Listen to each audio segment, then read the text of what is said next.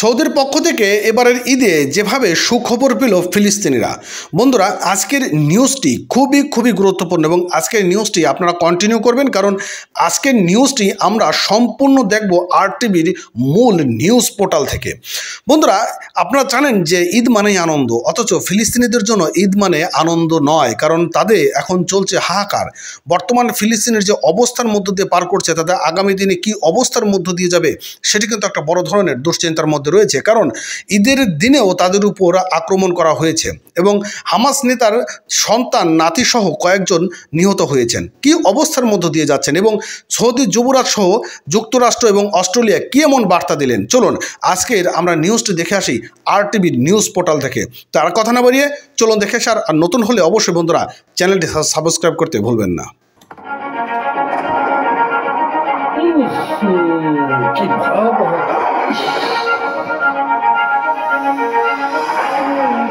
আমি তোমাদের একটি গল্প বলব, ক্ষুধার যন্ত্রণায় অনুপ্রাণিত ও অন্ধকার রাতের আতঙ্কে অলঙ্কৃত গল্প। এটা আমার দেশের গল্প, মুষ্টিমেয় শরণার্থীর গল্প। ফিলিস্তিনি কবি কামাল নাসের এভাবেই বলেছেন ফিলিস্তিনিদের জীবন ও বাস্তবতার কথা। হত্যা খেলায় মেতে ওঠা, শক্তির বাহাদুরিতে অন্ধ মানুষ কতটা নিষ্ঠুর হতে পারে তা আজ দেখা যাচ্ছে গাজার মরু ভূখণ্ডে। গাজা উপত্যকার মানুষদের এসব কষ্টের দিনে ফিলিস্তিনে এসেছে ঈদের বার্তা। বিশ্বের কোটি কোটি মুসলিমদের অন্যতম বড় ধর্মীয় উৎসব ঈদ উল ফিতর। ঈদ মানে খুশি, ঈদ মানে আনন্দ। কিন্তু গাজার মুসলিমদের কাছে ঈদ এমন নয়। এখানে প্রতি মুহূর্তে বেঁচে থাকার জন্য লড়াই করতে হয়। সেখানে বাকি বিশ্বের মতো নেই ঈদের আনন্দ। ধ্বংসযজ্ঞ ও মৃত্যুর সংখ্যা নিয়েই তারা আদায় করেন পবিত্র ঈদের নামাজ। গাজায় ধ্বংসপ্রাপ্ত মসজিদে ঈদের নামাজ আদায় করেন তারা। সকালে রাফা শহরের মসজিদের ধ্বংসাবশেষের পাশেই ফিলিস্তিনিদের ঈদ উল ফিতরের নামাজ আদায় করতে দেখা যায়।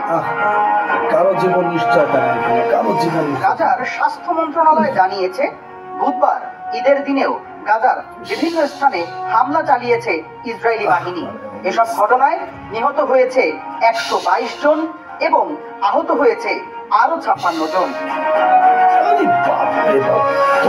গতকাল মঙ্গলবার পবিত্র ঈদ উল ফিতর উপলক্ষে দেয়া ভাষণে ফিলিস্তিনের জনগণের ওপর হামলা বন্ধের আহ্বান জানিয়েছেন সৌদি আরবের বাদশাহ সালমান। তিনি নিরাপদ ত্রাণ করিডোরের ব্যবস্থা করে ফিলিস্তিনিদের একটি স্বাধীন রাষ্ট্র প্রতিষ্ঠা এবং নিরাপদে বসবাস সহ সব ধরনের বৈধ অধিকার দিয়ে তাদের দুর্ভোগ অবসানেরও আহ্বান জানান। এটা করা উচিত বলে আমরা মনে করি। অন্ততপক্ষে মার্কিন প্রেসিডেন্ট জো বাইডেনও গাজায় যুদ্ধ বন্ধ করার জন্য আহ্বান জানিয়েছেন। যুদ্ধ পরিচালনার বিষয়ে ইসরায়েলের প্রধানমন্ত্রী বেনিয়ামিন নেতানিয়াহুর দৃষ্টিভঙ্গিকে ভুল হিসেবে আখ্যায়িত করেছেন। এই সাহায্য সহযোগিতা করতেছে ভাই, শান্তি ফেরানোর বিষয়ে দ্রুততা আনতে ফিলিস্তিনকে রাষ্ট্র হিসেবে স্বীকৃতি দেওয়া হতে পারে বলে ইঙ্গিত দিয়েছেন অস্ট্রেলিয়ার পররাষ্ট্রমন্ত্রী পেনি ওং। তবে সেক্ষেত্রে সরকার চালনায় হামাসের কোনো ভূমিকা থাকতে পারবে না বলে বিষয়টি তিনি স্পষ্ট করে দিয়েছেন। এ তথ্য জানা যায়। এছাড়াও ইসরায়েলি বিমান হামলায় একজন অস্ট্রেলিয়ান ত্রাণকর্মী এবং আরো 6 জন নিহত হওয়ার ঘটনাতে তিনি উদ্বেগ প্রকাশ করেছেন। যুক্তরাজ্যের পররাষ্ট্রমন্ত্রী ডেভিড ক্যামেরনও ইঙ্গিত দেন যে ইসরায়েলের সমর্থন ছাড়াই ফিলিস্তিনি রাষ্ট্রকে স্বীকৃতি দিতে পারে যুক্তরাজ্য। RTV।